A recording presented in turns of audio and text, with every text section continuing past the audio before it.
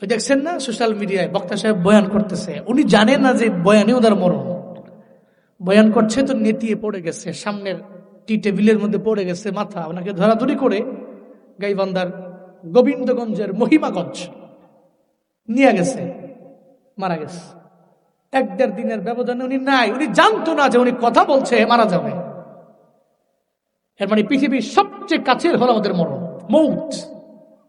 লিকুল্লি উম্মাতিন আজাল, প্রত্যেকটা উম্মতের জন্য একটা নির্দিষ্ট টাইম আছে। 1 সেকেন্ড আগেও হবে না, পরেও হবে না। তবে আপনার জানা নেই আপনি কোন সময় মরবেন, জানা আছে? জানা আছে? আছে। আমার মরণ আসিবে কখন কেউ তো জানে না, আমার মরণ আসিবে কখন কেউ তো জানে না। আপনারা পারেন না? একটু কম দিয়ে আমার লগে। আমার মরণ আসিবে কখন কেউ তো জানে না, আমার মরণ আসিবে কখন।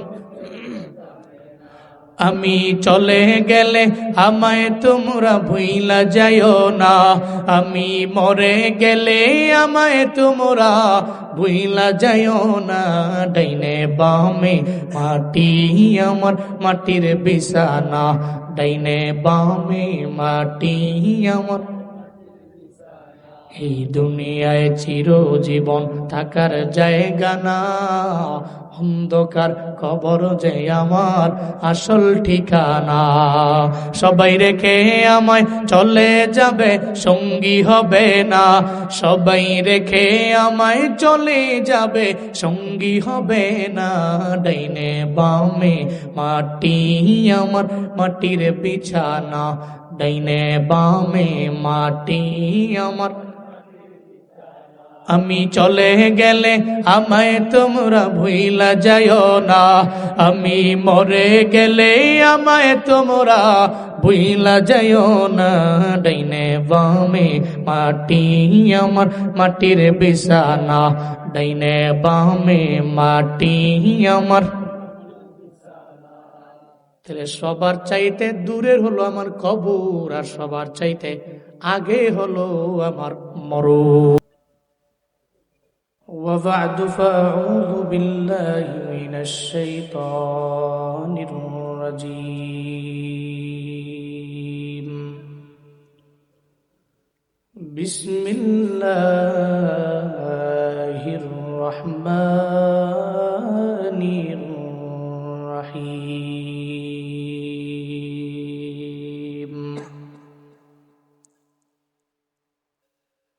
الذين يؤمنون بالغيب ويقيمون الصلاة ومما رزقناهم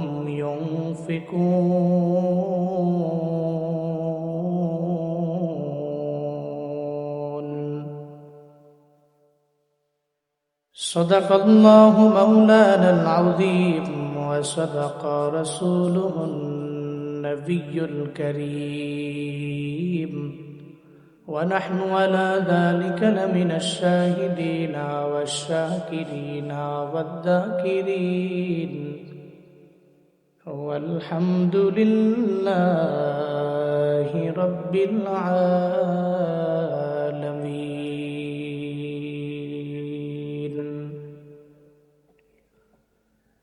कौनैन का मुख्तार खुदा तुमको बनाया, कौनैन का मुख्तार खुदा तुमको बनाया, उम्मत की निगाहबान खुदा तुमको बनाया, उम्मत की निगाहबान खुदा तुमको बनाया। या रब मेरे आँखों में समा जाए मदीना, या रब मेरे आँखों में समा जाए मदीना, मुद्दत से मेरे दिल में तमन्ना ये मदीना, मुद्दत से मेरे दिल में तमन्ना ये मदीना। ভেরুনিয়া পশ্চিমপাড়া আলিফ ইনসাফ যুব ও প্রবাসী কল্যাণ সংগঠনের উদ্যোগে আয়োজিত ভেরুনিয়া ভুইয়াবাড়ি জামে মসজিদের উদ্যোগে ওয়াজুদওয়ার মাহফিলের আজ 11 জানুয়ারি 2026 মুতাবাররকি মজলিসের সম্মানিত সভাপতি ওস্তাজুল আসাতিজা,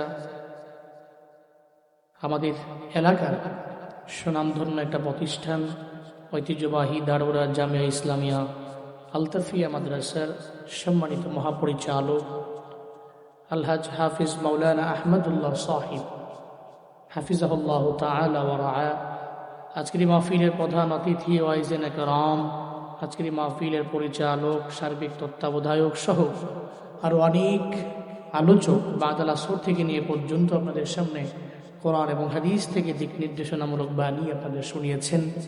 কিছু দিনই আলোচনা মুজাকারা করার লক্ষ্যে আপনারা আজকের এই মাহফিলে নিজেকে হাজির করেছেন। শুরুতেই আমাকে একটু উচ্চ কণ্ঠে উচ্চ আওয়াজে জবাব দিবেন, সুন্দরী মুজমাটি পেয়ে আপনারা খুশি না বেজার? খুশি হলে তো মানুষ হাসি দেয়, আপনাকে কারো চেহারায় কোনো হাসি নাই, রাগ করছেন নাকি আপনারা? আজকের এই মাহফিলের আয়োজন যারা করেছেন, আল্লাহ প্রত্যেককে দুনিয়া এবং আখেরাত উভয় জগতে কল্যাণকামীদের অন্তর্ভুক্ত বানিয়ে দেন। সকলেই পড়েন আমিন। যে আল্লাহ পাক তৌফিক দিয়েছেন আসার, যে আল্লাহ পাক তৌফিক দিয়েছেন বলার, যে আল্লাহ পাক তৌফিক দিয়েছেন মাহফিল আয়োজন করার, আমরা আল্লাহকে রাজি করি, খুশি করি।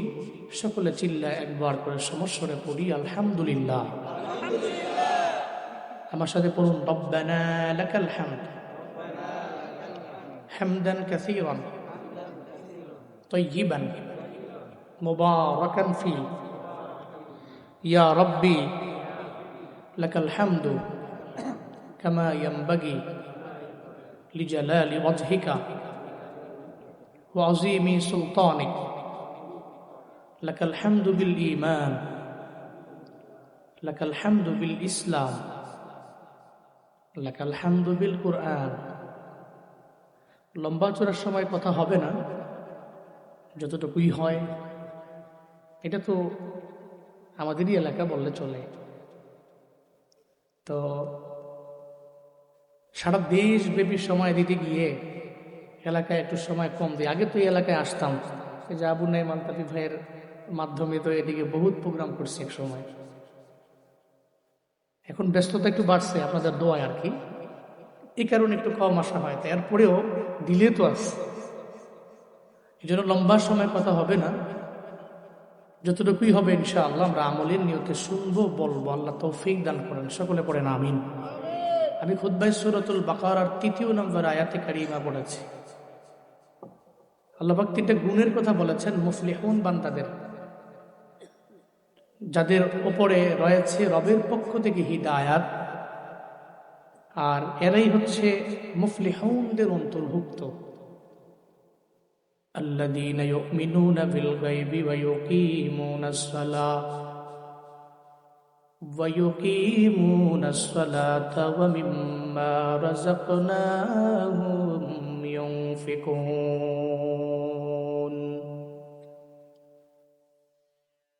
আল্লাহ পাক বলেন হিদায়াতের উপরে বান্দাগুলো আছে এবং মুফলিহুন এই বান্দারা, তাদের মধ্যে 3টা গুণ আছে। নাম্বার 1, এরা গাইবের প্রতি ঈমান আনবে। আল্লাহরে দেখে নাই, পায় নাই, আমার আল্লাহরে ধরতে পারে নাই, ছুঁইতে পারে নাই, দেখেও নাই, কিন্তু এরপরেও রবের প্রতি যে ঈমান বান্দার দিলের মধ্যে আছে, আমারে কেউ দেখে না, আমার আল্লাহ দেখে। অদৃশ্যের প্রতি ঈমান আর গাইবের প্রতি ঈমান আনতে চাইয়া বান্দা মায়ের খাইলেও সারে না। সারা দুনিয়া যদি একটা পাল্লায় দাও আর একটা পাল্লায় যদি মুমিনের ঈমান দাও, সারা দুনিয়ার পাল্লাটা হালকা হয়ে যাবে, ঈমানের পাল্লাটাই ভারী হয়ে যাবে। হযরত বেলালের যে ঈমানের পাল্লা, হযরতে বেলালের ঈমানের পাল্লা যদি একটা পাল্লায় দেন আরেকটা পাল্লার মধ্যে যদি আপনি সারা দুনিয়ার সমস্ত সম্পত্তি দেন, হযরত ইমানের যে আহাদ নামের আওয়াজ, ওই আহাদ নামের আওয়াজের পাল্লা ভারী হয়ে যাবে, সারা দুনিয়ার সমস্ত সম্পত্তির পাল্লাই হালকা হয়ে যাবে। এই জন্য মুমিনের দরবারে ইমান দামি।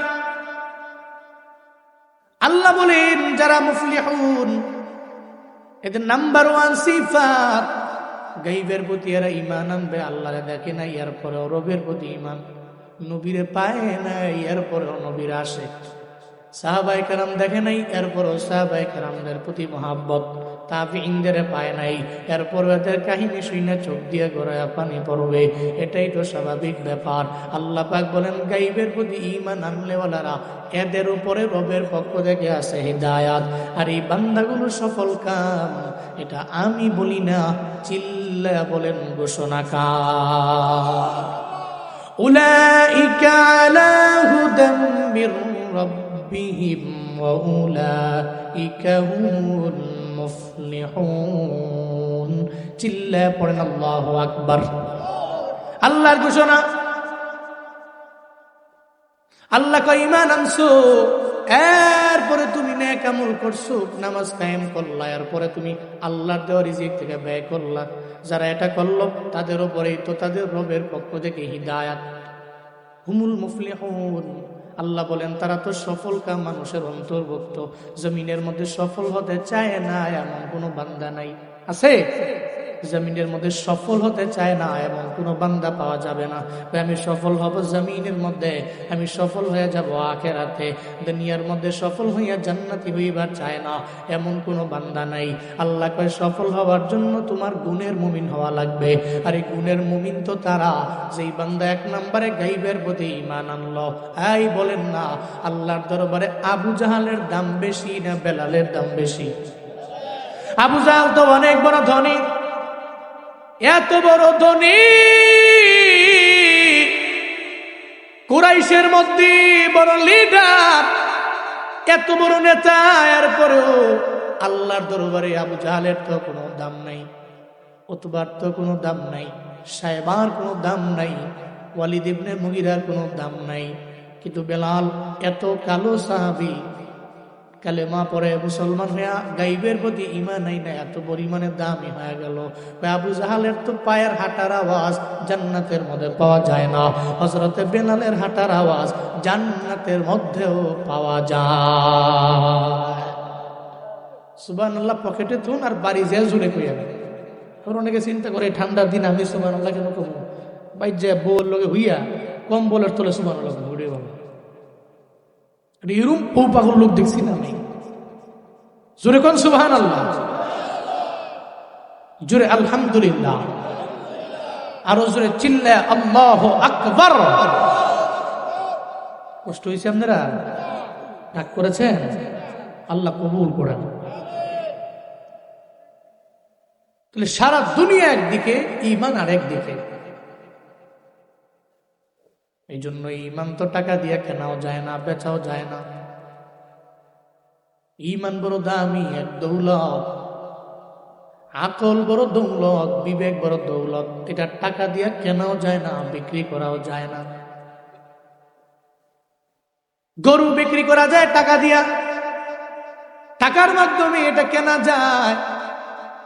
ছাগল বাজারের মধ্যে নিয়ে গেলেন, রসুলপুর বাজারের মধ্যে টাকার মাধ্যমে কেনা বেচা হয়। কিন্তু মুমিনের ঈমান জীবনও কোনোদিন টাকা দিয়ে কেনাও যায় না, বিক্রি করাও যায় না। ও মনে করে দুনিয়া তুচ্ছ আমার ঈমানের কাছে। সারা দুনিয়া যদি আমার হাতে এনে দেও, জীবনে আমি ঈমানের লাইন থেকে লাইনচ্যুত হতে পারি না।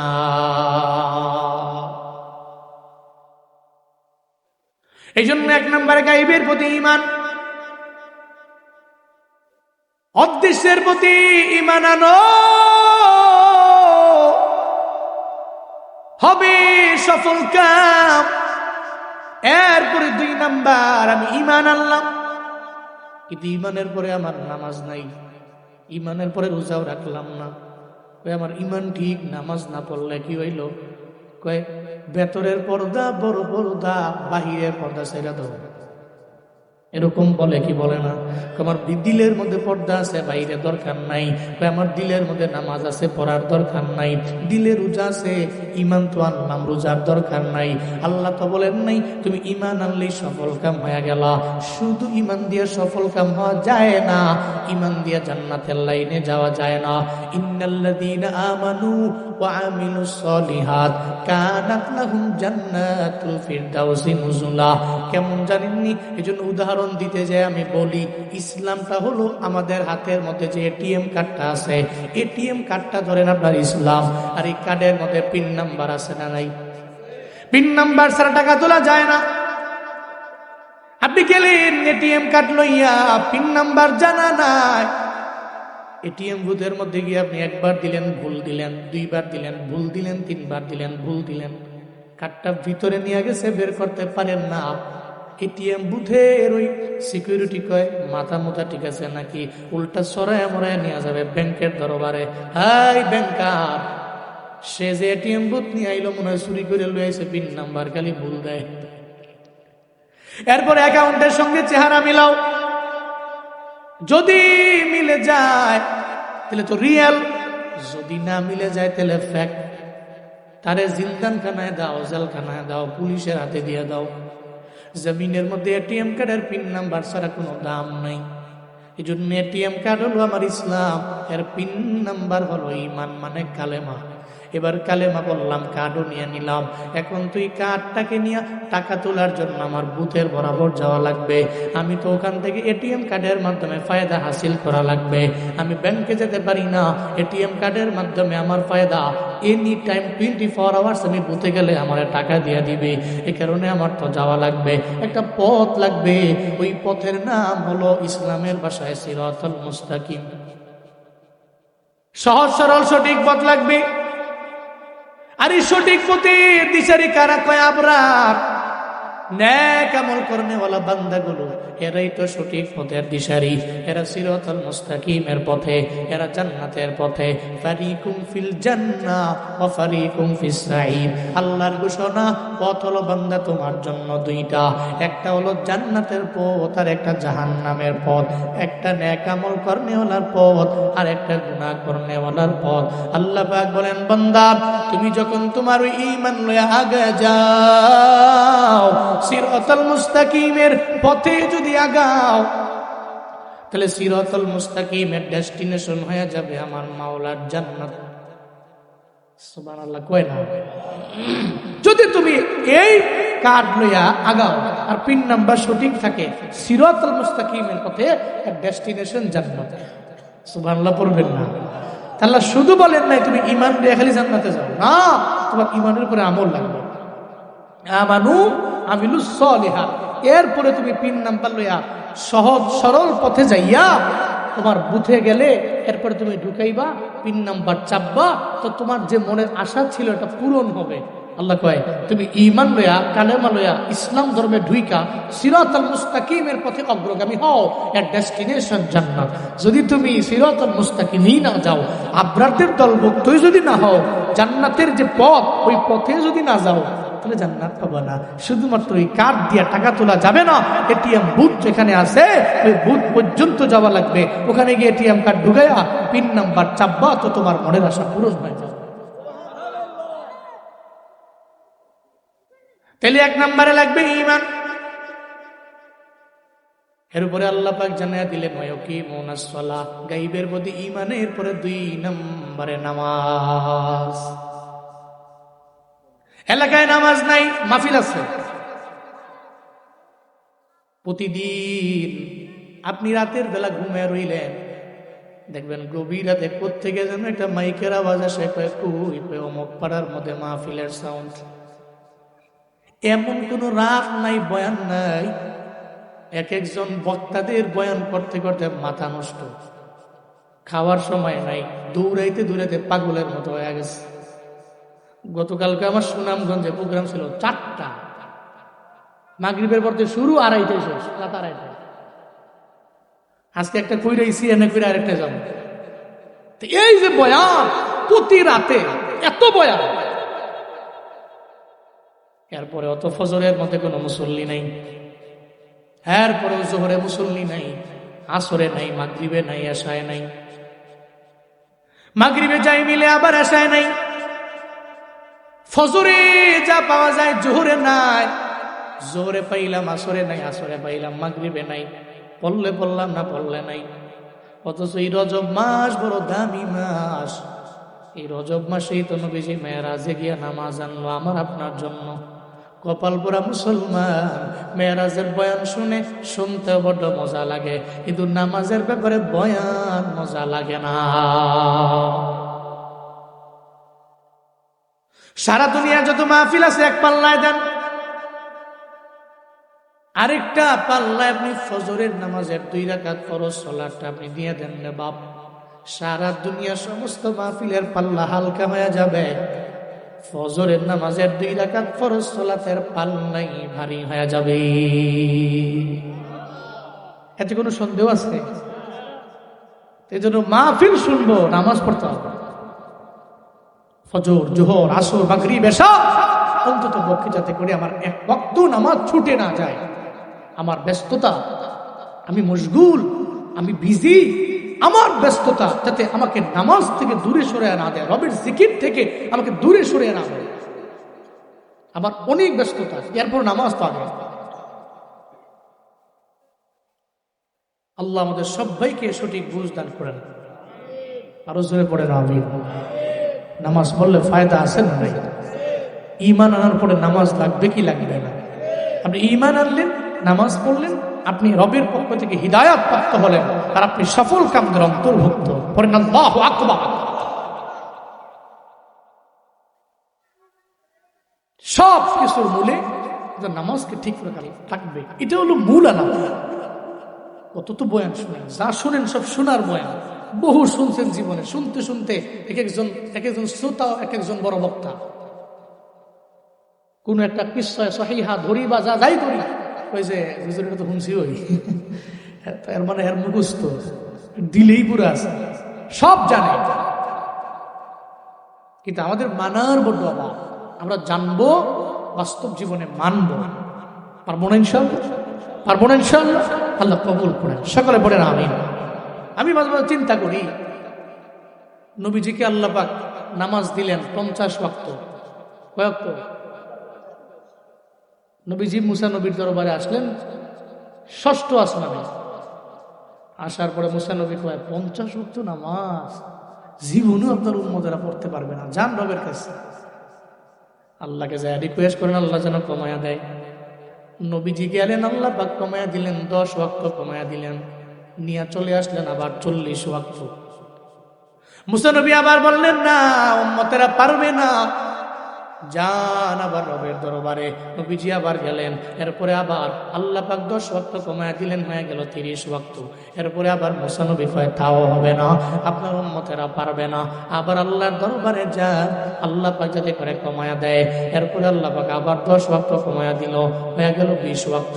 এরপরে আবার আসলেন, আবার আসার পরে আবার মুসা নবী কয়, তাও পারবে না, আল্লাহর দরবারে গেলেন, কমায়া দিলেন, হয়ে গেল 10 ওয়াক্ত। আবার মুসা নবীর দরবারে এসে এখন কি করব? মুসা নবী কয়, আপনার উম্মতেরা 10 ওয়াক্ত পারবে না। নবীজি আবার গেলেন, এখন তো 10 ওয়াক্ত কমাবে না, কমাইলে তো হয়ে যাবে 0 ওয়াক্ত। অনেকে মনে মনে কয় 0 ওয়াক্ত হইলেই ভালো আছে। চিন্তা করে কষ্ট করে তো নামাজ পড়ার দরকার আছে নাকি? না হইলি ভালো আছে, এটা অনেকের চিন্তা আছে মনে মনে, এত কষ্ট করে নামাজ পড়ো। এরপরে মুসা নবী বললেন, আল্লাহকে নবী যা বলে, হে মালিক, আমার উম্মতেরা নাকি পারবে না। মুসা নবী আমায় বলল 10 ওয়াক্ত নামাজ মনে হয় কমায়া দেওয়া লাগবে। মদিনার নবীর আল্লাহ কয়, চিন্তা নাই, নবী 5 ওয়াক্ত নামাজ নিয়ে যান। এরপরে 5 ওয়াক্ত নামাজ নিয়ে মুসা নবীর দরবারে আইলো। এবার মুসা নবীর দরবারে আসার পরে এবার মুসা নবী কয়, আপনার উম্মতেরা আমার কাছে মনে হয় 5 ওয়াক্ত নামাজও আদায় করবে না, আরো কমান কয় যাইতাম না, শরম। কিন্তু মুসা নবী ঠিক বললো না বেঠিক বললো? হ্যাঁ, 5 ওয়াক্ত নামাজই তো উম্মত পড়তে পারে না, 50 ওয়াক্ত দূর কি বাদ। তবে চিন্তা নাই, নবীর কারণে পাইলাম এই উম্মতেরা 5 ওয়াক্ত নামাজ যদি ইখলাস নিয়ে পড়েন, ফজর পড়েন, যোহর পড়েন, আসর পড়েন, মাগরিব পড়েন, এশা যদি পড়তে পারেন, এই 5 ওয়াক্ত নামাজ পড়ার বদৌলতে আল্লাহ পাক রব্বুল আলামিন আপনার আমলনামায় 50 ওয়াক্ত নামাজের সওয়াব আল্লাহ পাক দিয়া দিবে। ইমানের পরে 2 নম্বরে নামাজ, এরপরে 3 নাম্বার আল্লাহ পাক বলেন মিম্মা রাযাকনাহুম ইউনফিকুন। এই বান্দা, আমি আল্লাহ যা রিজিক দিলাম ওই রিজিক থেকে তুমি ব্যয় করো। চিল্লায় বলেন না, রিজিক দেওয়ার মালিক কে? আরো জোরে বলেন কে? আগে তো চলতে পারতেন না, খাইতে পারতেন না, আরামে চলতেন না, এক বেলা পাইলে আর এক বেলা পাইতেন না। এখন তো আল্লাহ পাক সম্পদ দিয়ে আপনারা এমন ধনী বানাইলেন, এখন আপনি একা কেন, আপনি তো সবাইরে লইয়াও একসাথে বসে আপনি খাইতে পারেন, কোনো কমবে না। প্রত্যেক বেলায় মেহমান নিয়ে খাইলেও কমবে না, বড় অনুষ্ঠান করলেও কমবে না। যে আল্লাহ রিজিক দেন নাই, আবার কয়েকদিনের বিনিময়ে আমার মাওলা রিজিক দিয়া দিলেন। এই বেরুনিয়ার মুসলমানেরা, তাহলে আমায় বলেন না, রিজিক তো কোনো বান্দার হাতে নাই, রিজিক দেওয়ার মালিক একজন, চিল্লা বলেন তার নাম। আল্লাহ পাক কোরআনে কোনো জায়গায় বলেন নাই তোমার রিজিক থেকে তুমি ব্যয় করো। আল্লাহ বলেন, ও গোলাম, আমি আল্লাহ তোমারে মায়া করে যে রিজিক দিয়ে দিলাম, আমার দেওয়া রিজিক থেকে তুমি ব্যয় করো। আল্লাহ কয়, আমি যা দিলাম তা থেকে তুমি ব্যয় করো, তা থেকে তুমি খরচ করো। আল্লাহর দেওয়া রিজিক থেকে তুমি ব্যয় করো। এই জন্য কিপটামি করা যাবে না, আবার অপচয় করা যাবে না। কারণ যে আল্লাহ রিজিক দিতে পারে, ওই আল্লাহ আবার কেড়ে নিতে পারে কি পারে না? আল্লাহ দিছেন, আবার নিতে পারে, আল্লাহর দেওয়া রিজিক। এই জন্য মুমিনরা কেমন হয়, আল্লাহ পাক সূরাতুল ফুরকানে বলছেন যে ইবাদুর রহমানরা এরা যখন খরচ করে, এরা অপচয় করে না, আবার কিপটামিও করে না, দুইটার মাঝখানেই রাখে। সুবহানাল্লাহ পড়বেন না? ওয়াল্লাযীনা ইযা আনফাকু লাম ইউসরিফু ওয়া লাম ইয়াকতুরু ওয়া কানা বাইনা যালিকা কাওয়ামা। চিল্লা পড়েন আল্লাহু আকবার।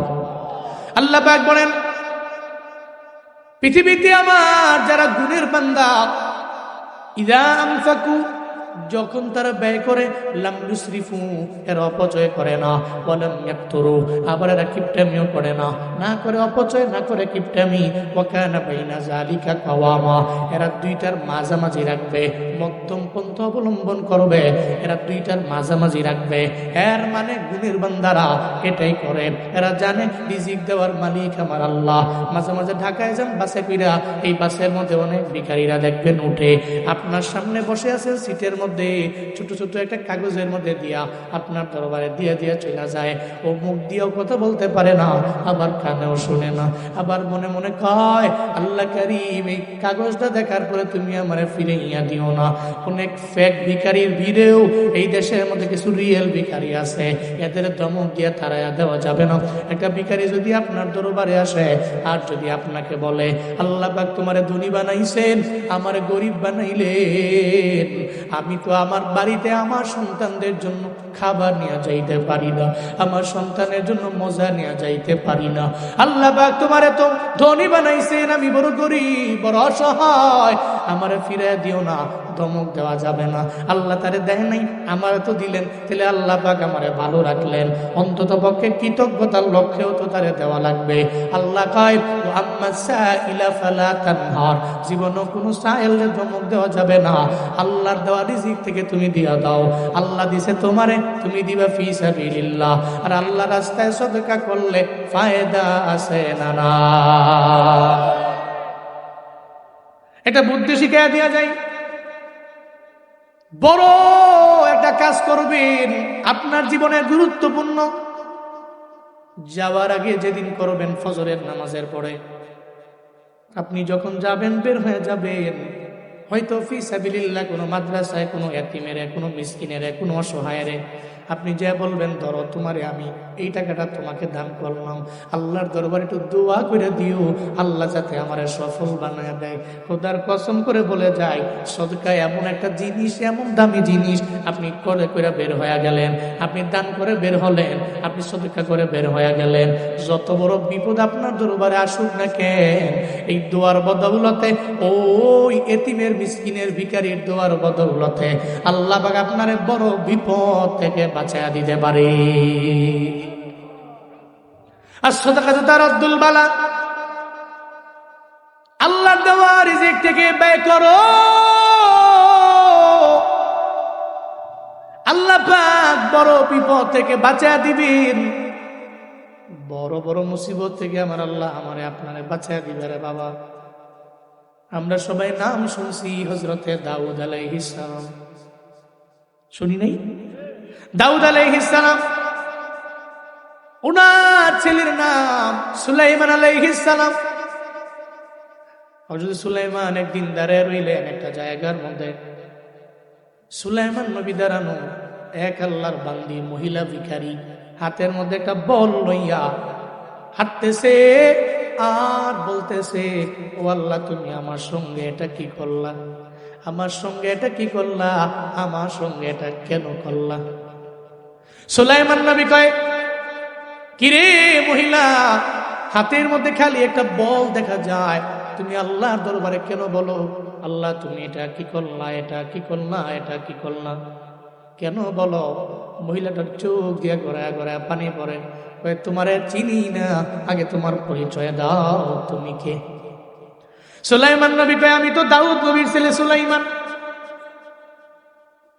তখনও উনি এত পরিপক্ক না, কিন্তু আর বড় নবী তো আল্লাহ পাক নবীদের জন্মের পর থেকে তো আমার আল্লাহ এমন বানায়, জীবনও এরা কোনো গুনার ধারে কাছেও যায় না, এরা সব ব্যাপারে অনেক বিষয়ে জানে, ধারণা রাখে, কারণ নবী তো আমার আল্লাহর। সুলাইমান নবীরে তো আল্লাহ পাক এমনিতেই অনেক পরিমাণে দৌলত দিয়া দিলেন। 1 নম্বরে নবুয়ত, 2 নম্বরে আবার দিয়া দিলেন রাষ্ট্র, খেলাফত। আল্লাহ পুরা জমিনের কর্তৃত্ব আর নেতৃত্ব ওনারে দিলেন, আবার দিলেন নবুয়ত। সুলাইমান নবী কথা বলার পরে এবার মহিলা কয়, তুমি সুলাইমান? কয় হা। কয় দাউদ নবীর ছেলে? কয় হা। তোমারে বলি শুনো, আমি নদীর পার দিয়ে হাঁটতেছিলাম, আমার হাতের মধ্যে একটা বল, আর এই বলের মধ্যে ছিল আটা। কি ছিল? আটা। আমি হাঁটতে লাগলাম, হঠাৎ করে কোত্থেকে যেন একটা বাতাস আইসা আমার বলের মধ্যে যে আটা ছিল এই আটাগুলোরে উড়ে নিয়ে চলে গেছে। আমি বড় গরিব, বড় অসহায়, আমি বাড়ির মধ্যে গেলে আটা নিয়ে ময়দা বানাইয়া, আমি খামির বানাইয়া আমার সন্তানদের মুখের মধ্যে দিলে আর আমার আম্মা বলে একটা ডাক দিত। আমি তো আম্মা ডাক শোনার জন্য সারা দিন লাগে পরিশ্রম করলাম একজনের বাড়ির মধ্যে। এরপরে এক বল আটা আমারে দেয়, আমি আটা নিয়ে বাড়ির দিকে রওনা। নদীর কিনারার মধ্যে আসার পরে বাতাসের কারণে আমার আটাগুলো চলে গেল। এই জন্য আমি আল্লাহরে বললাম, আল্লাহ আপনি এটা কি করলেন, এটা কি করলেন, এটা কেন করলেন? এটা আমি এই জন্যই বলতে লাগলাম। সুলাইমান নবী কয়, ও মহিলা যাও যাও, আমার বাবা তো তোমার জন্য রেডি, আমার বাবার দরবারে যাও, আমার বাবা তোমার বড় ঝামেলা থেকে মনে হয় পার করে দিবে, এই ঝামেলা মিটাইয়া দিবে, তুমি আমার দাউদ নবী আমার বাবার দরবারে যাও। মহিলা বলটা হাতের মধ্যে লইয়া দাউদ নবীর দরবারে চলে গেলেন, যা বললেন, দাউদ পয়গম্বর এই কাহিনী। আমি বল নিয়া, বলের মধ্যে আটা লইয়া বাড়ির মধ্যে রওনা হয়ে গেলাম। নদীর পার দিয়া যখন যাই, বাতাসের কারণে আমার বলের আটাগুলো উড়ে নিয়ে চইলা গেল। এখন আমি কি করতে পারি আমায় বলেন? দাউদ নবী প্রথমে রাগ হয়ে গেলেন, হেই মহিলা, বাতাস তোমার আটা হয়ে গেছে, আমি কি বাতাসের লোকে কথা করবো নাকি? আমি বাতাসের লোকে তো কথা ঘুমু কেমন? তুমি আমার কাছে আইসি বিশাল হইয়া, বাতাস তোর আমার কথা মানে না, বাতাস কথা মানে কার? আহা জোরে বলে না, জোরে বলে না কার? আরে আপনি না মানেন না, কিন্তু সব তো কথা মানে আমার আল্লাহ। আপনার খোয়ারের মুরগিটা আল্লাহকে ডাকে, আপনার গোয়ালের গরু আল্লাহকে ডাকে না ফরমান। আপনি তো আশরাফ, কিন্তু নিজের সম্মানটা নিজে বজায় রাখা আপনি তো আল্লাহরে ডাকেন না। ফজরের সময় এরা সব ঘুম থেকে জাগে, আপনি জাগেন না। লিল্লাহি মা ফিস সামাওয়াতি ওয়া মা ফিল আরদ। আল্লাহ পাক বলেন, আসমানের নিচে জমিনের উপরে যা আছে সব আল্লাহর জন্য। সবাই তো আমার আল্লাহর জন্য কাজ করে, মাওলার জন্য কাজ করে, সব আমার আল্লাহর জন্য। এবার ওই বাতাস কথা মানে আমার আল্লাহ। দাউদ নবী এটা বললেন। মহিলার চোখ দিয়ে করে পানি পড়ে। আমার আটাগুলো নিয়ে গেলে হইতো, কিন্তু আমার এই আটার মধ্যে তো আছে আমার সন্তানের মুখের মধ্যে হাসি। এই কারণে আমি আপনার দরবারে আসলাম। সুলাইমান আপনার দরবারে পাঠাইলো, আল্লাহ কারীম আমারে ফিরে দিয়েন না। এটা বলার পরে দাউদ নবী কয়, এই কর্মচারী, রাজকোষ থেকে এই মহিলার এক বল না, বরং 2 বস্তা আটা মহিলার হাতের মধ্যে দাও। কয় বস্তা? মহিলা মনে মনে কয়, এক বল গেছে, 2 বস্তা এসে। মহিলা তো মনে মনে বেজায় খুশি, গেছে এক বল, পাইছি আমি 2 বস্তা। এবার মহিলা মানুষ নিতে পারবে না, বাড়ি যাবে কেমনে? দাউদ নবী কয়, কর্মচারী, মাথায় উঠাইয়া বাড়িতে দিয়ে আসো, বাড়িতে নিয়ে যাও। মহিলা তো কাঁধে নিতে পারবে না, মহিলা তো মাথায় নিতে পারবে না। কর্মচারী, তুমি মাথায় লয়ে মহিলারে আগে নিয়ে দিয়ে আসো। মহিলা আরো খুশি হয়ে গেল। দাউদ নবীর জন্য রবের দরবারে দোয়া করে রওনা। পথিমধ্যে যাওয়ার পরে আবার সুলাইমান নবীর সাথে মোলাকাত। সুবহানাল্লাহ কয় না? ওই যে পাঠাইছিল পথ থেকে, ওনার সাথে মোলাকাত। সুলাইমান নবী দেখে চেহারার মধ্যে আগে ছিল মলিনতা, এখন নাই। এখন তো চেহারার মধ্যে গেলে হাসি দেওয়া যায়। এই মহিলা, আমার বাবা তোমারে কি দিল? একটা বল আমি হারাইলাম, পাইয়া গেলাম আমি 2 বস্তা। এই জন্য আমার মনটাও বড্ড খুশি, আমি এত পরিমাণে খুশি হয়ে গেলাম। একটা পর্যায়ে সুলাইমান নবী, এই মহিলা, না না, আমার বাবা এত তোমার প্রতি ইনসাফ করে নাই। আরে কয় কি বল, আমার এক বলের বদৌলতে আমারে দিল আমার 2 বস্তা আটা। সুলাইমান নবী কয়, আপনি ইনসাফ বলে আমার খারাপ পায় করে নাই। কয় কি? সুলাইমান নবী তো এত দামি নবী, এত তাকওয়া, এত গভীর লাইনের পয়গম্বর সুলাইমান নবী।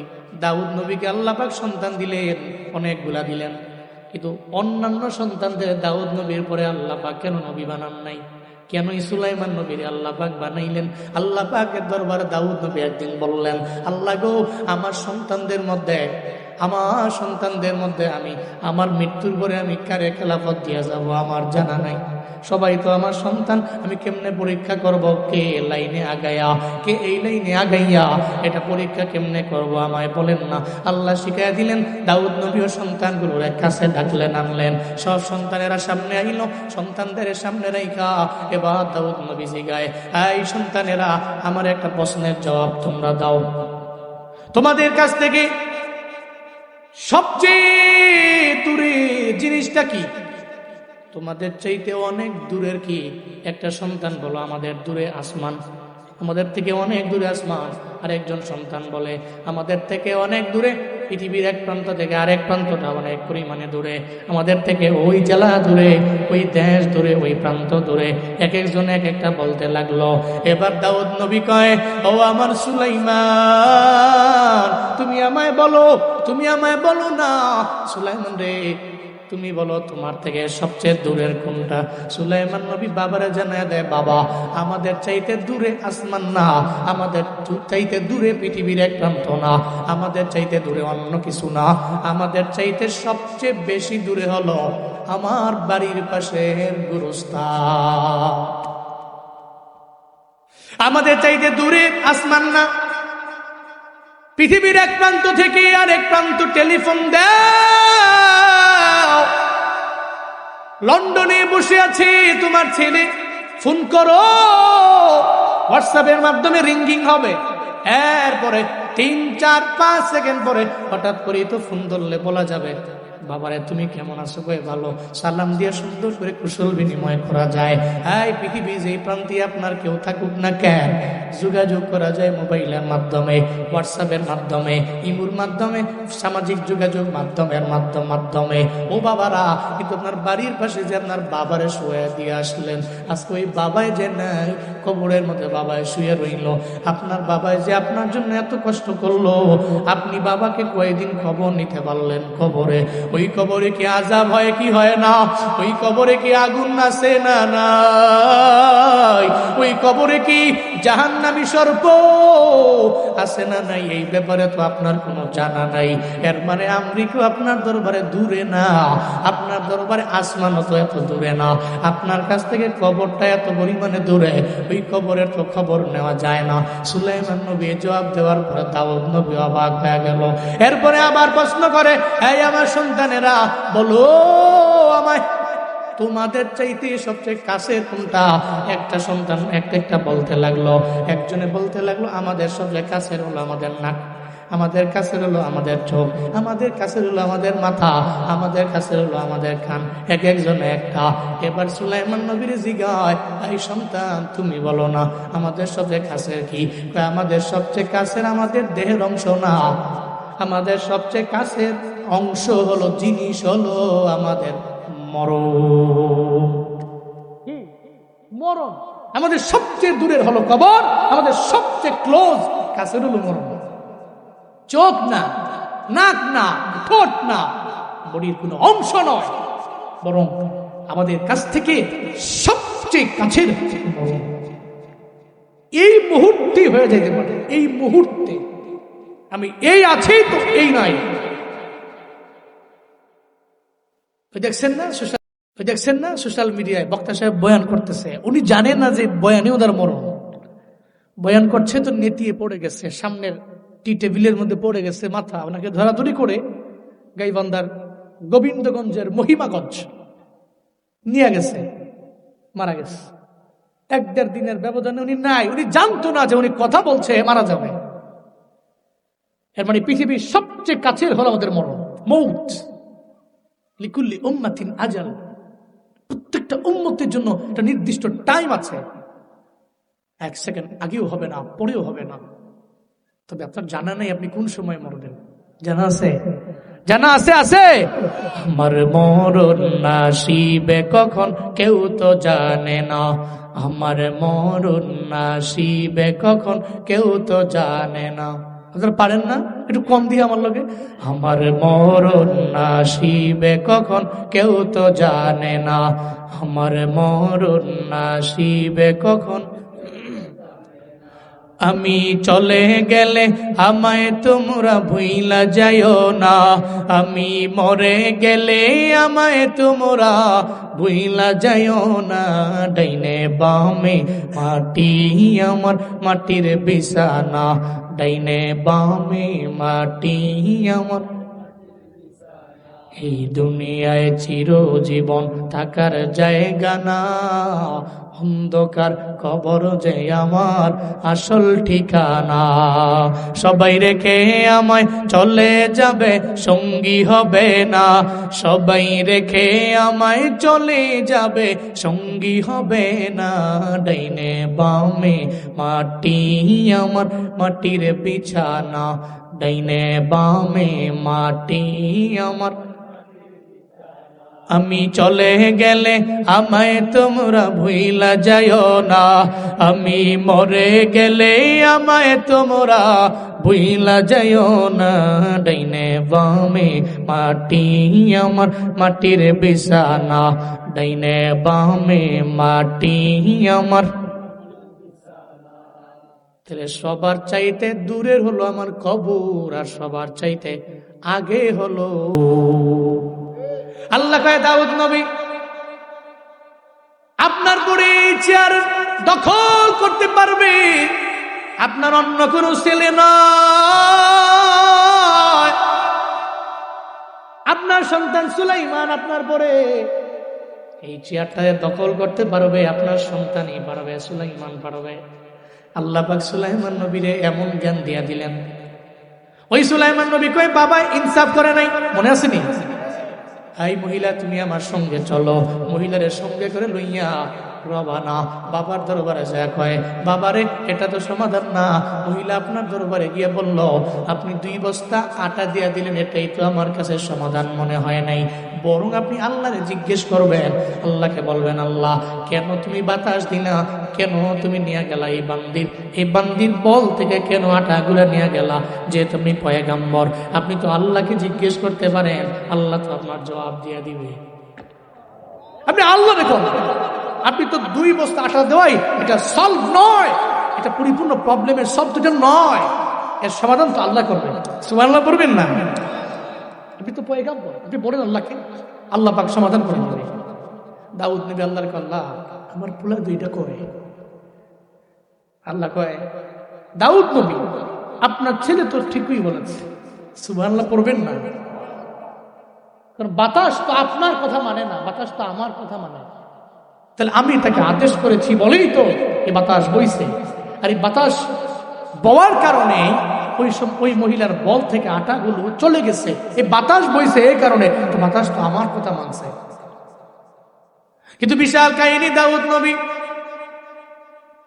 এই বাতাস কেন আমি আল্লাহ বইলাম, কেন এই বাতাস বইল? আল্লাহ পাক বলে, দাউদ নবী মহিলাটা নদীর কিনারা দিয়া হাতের মধ্যে বল নিয়া মহিলা রওনা।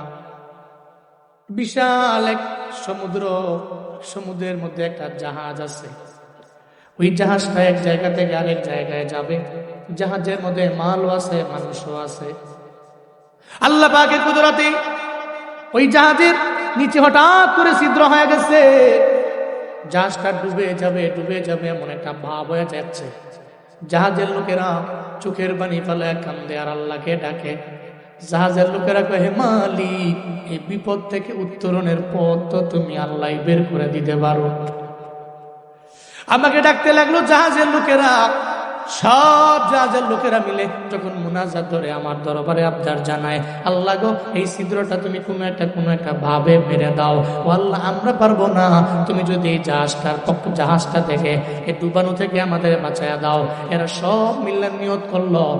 এরা সবাই জানে as-সাদাকাতু তারাদ্দুল বালা, দানের কারণে আল্লাহ পাক বালা দূর করে দেয়। জাহাজের সমস্ত লোকেরা এরা নিয়ত করে নিল রবের দরবারে, আল্লাহ গো তুমি যদি জাহাজটারে না ডুবাও, আমরা পারের মধ্যে যাই, কিনারার মধ্যে যাইয়া এই জাহাজের মধ্যে যত মাল আছে এই সব মাল তোমার রাস্তায় আমরা দান করে দিব। আল্লাহ কয়, দাউদ নবী এই কারণে আমি আল্লাহ তো পারি নাই ওই জাহাজটারে ডুবাইতে, আমি পারি নাই। ছিদ্রের মাধ্যমে পানি উঠতে উঠতে পুরাটা জাহাজ ভরপুর হয়ে যাবে, জাহাজটা ডুবে যাবে। এটা আমি আল্লাহর দ্বারা সম্ভব না, জীবনে কোনোদিন এটা আমি আল্লাহর দ্বারা পসিবল না। কারণ বান্দা আমারে ডাকলে আমি আল্লাহ তো বান্দার ডাকে সাড়া দিয়ে দেই। যখন বান্দাগুলো আমি রবের দরবারে সাদকাতু তারাদ্দুল বালা দিল থেকে যখন বলল, দান করলে বালা দূর হয়, মুসিবত দূর হয়ে যায়, এই চিন্তা নিয়ে যখন রবের দরবারে আবদার জানাইলো আর দান করার ব্যাপারে এরা যে চিন্তা করলো, মন মানসিকতা তৈরি করলো, আমি আল্লাহ বললাম, এই বাতাস তুমি তো কথা মানো, আমি আল্লাহর, তুমি যাও। ওই মহিলাটা নদীর কিনারায় যায়, মহিলার হাতের মধ্যে একটা বল আছে, ওই বলের মধ্যে আটাও আছে। এই আটাগুলো তুমি নেও, বাতাস তুমি নিয়া পানি দিয়া গুলাইয়া ওই জাহাজের ছিদ্রটারে এখনই বন্ধ করে দাও। বাতাস বাইল, দাউদ নবী মহিলা যত বলের আটা সব নিয়ে চলে গেছে। ওই আটাগুলো নিয়ে পানি দিয়া মিশাইয়া জাহাজের ছিদ্রটারে মেরা দিছে। এখন দেখেন আপনার দরবারে একটু পরে এই জাহাজের সমস্ত লোকেরা মাল নিয়ে আসবে, যত জাহাজের সমস্ত সম্পত্তিগুলো নিয়ে আপনার দরবারে চলে আসবে দান করার জন্য। এটা বলার পরে দাউদ নবী সুলাইমান নবীর শোনায়। সুলাইমান নবী কয়, তাহলে এবার বলেন না, এই মহিলাকে যে 2 বস্তা আটা দিলেন, তাহলে কি আপনার ইনসাফ হয়েছে? না, ইনসাফ তো হয় না। এই মহিলা দাঁড়াও, একটু পরে জাহাজ থেকে সমস্ত মাল দাউদ নবীর দরবারে আসো। দাউদ নবী কয়, মহিলা সিন্নি খাইলো তোমার দ্বারা, যদি তোমারই না চিনি ইনসাফ তো হবে না মহিলা, তোমার তো 2 বস্তা আটা দিয়াই বিদায় করে দেওয়া ইনসাফ না।